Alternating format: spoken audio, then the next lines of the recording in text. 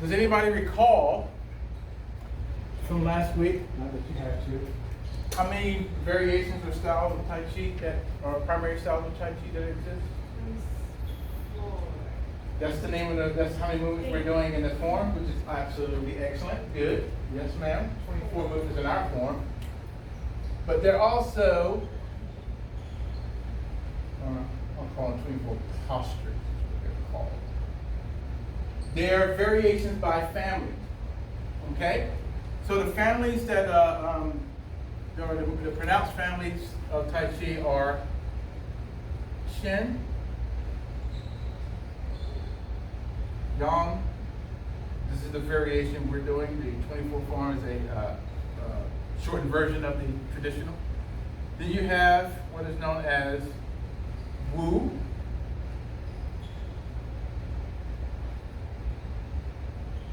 How, and it's also known sometimes in southern China as another version of a Wu style, W-O-O, as opposed to W-U. And then finally, Sun, or Sun style. Okay? Now, each one of these has a different flavor. Okay? The Chin style, you will see some more dynamic pace of movements. You'll see a similar beginning.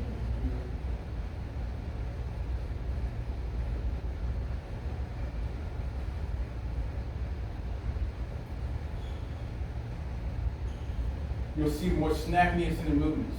The Yang style, which you guys are learning, a little bit more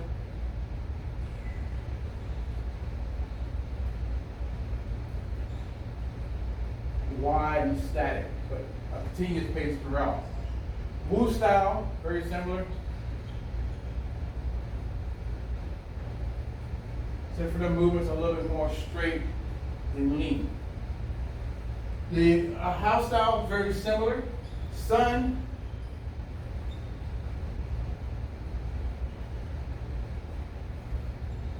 has shorter footwork.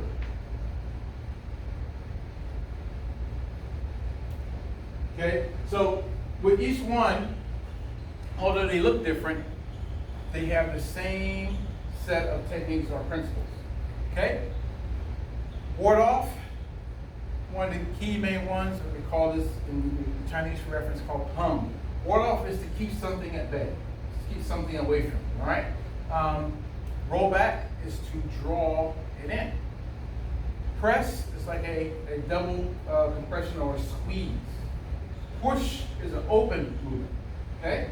So these are considered to be the four warm, or in most cases we call it the four friendly energies, okay? The four cold energies are the shoulder, the elbow, split. Split is, if you can just visualize with your mind here, we'll demonstrate this a little bit, not partially on each other so you understand. It's like taking joints and going to two different directions. So imagine if I had a wrist here and the elbow here, and I'm pushing the wrist back and bringing the elbow here, I'm splitting them apart, if you will, right? So it means going in two separate directions with the joint, all right? Pluck is like a heavy tug, like a heavy pull down, like giving something like a whip back action. So these are the four warm, these are the four cold, and then we have what's considered to be the five directions. Okay? Central equilibrium, which is right here in the middle. You have look left, that means move left. Look right, gaze right, means move to the right. Up and forward are considered to be one, so that's going forward and up. And then down and back is considered to be the other. These are the five directions. Five directions, and the four warm and four cold makes the 13 techniques of Tai Chi. So all of these forms has those movements, or those principles, if you will. They're just articulated different. So within a Tai Chi practice or a Tai Chi routine, it's like a shadow box. Okay? It's someone's interpretation of how they want to apply the movements, their visualization. What am I doing with each movement? All right? So just from the beginning, very similar to what you guys did in the Qigong practice, the opening the portion of the movements. Tai Chi is very similar. You're stepping out, hands are coming to the front. We lift, they sink, they gather in, what we call hold the ball posture. Okay? So within that motion, in my mind, I've gone through a series of applications. Whether I'm throwing somebody away, or pulling them down, or catching their kick, or blocking and striking to their body. All of that in my mind, I'm playing out to myself, and I'm making sure I'm putting my body in the right position to be able to apply each one of those visualizations that I have there. So that means I have to be aware of my balance, I have to be aware of my center, I have to be aware of my coordinated movement so I'm not throwing myself off balance. I have to be aware of my breath. I can't be tense in action because I don't want to lift myself so that when something comes in contact with me, it takes me off my balance. So through all those movements, I'm going through the same things that I will be applying over here within the Qigong practice. Does that make sense so far? Everybody's clear on that? Any questions? Everybody's good? So, within those movements, it also goes back to the yin and yang principles, if you will. We're going to tie in that a lot more now as we go through the Tai Chi practice. We're going to play on feet closed, feet open, hands down, hands up, hands extended, hands bent. Right hand up, left hand down. All right, center from the left over to the right. So you're going to start to see more and more focus on the exchanges of yin and yang as we start to move.